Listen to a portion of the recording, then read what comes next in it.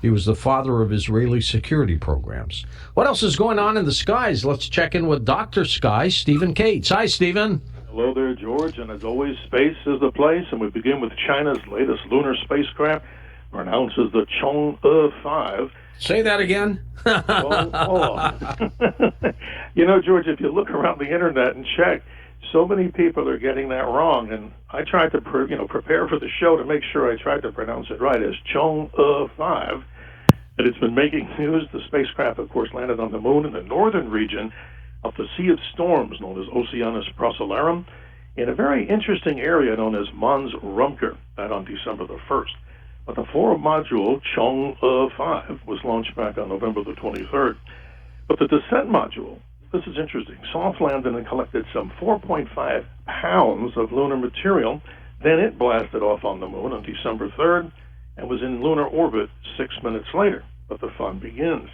After having done that, the ascent stage then completed a docking with the orbiting spacecraft, and that happened on Saturday at 4:42 p.m. Eastern Standard Time, to now bring home some of the youngest lunar samples.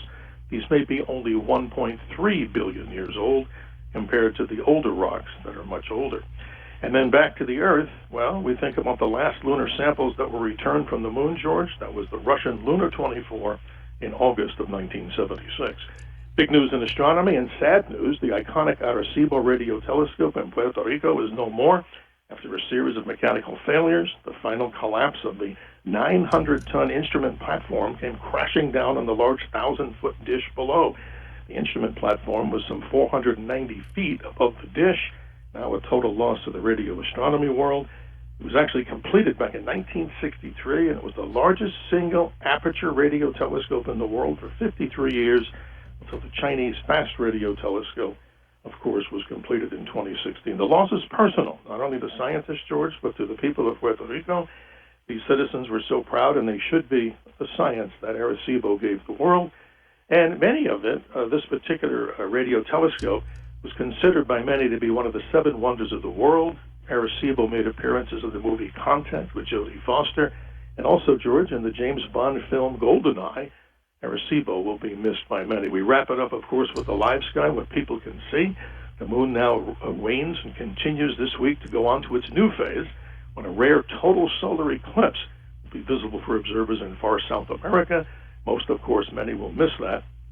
But for all of us, George, as we wrap this up, the beginnings of the Geminid meteor shower are underway. The moon will not be in the sky toward the weekend.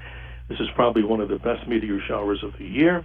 Start looking now as you look into the evening sky after midnight, into the northeastern part of the sky, maybe upwards of even 50 or more meteors on the evening of the 13th and the 14th, just before dawn. It could be a great show.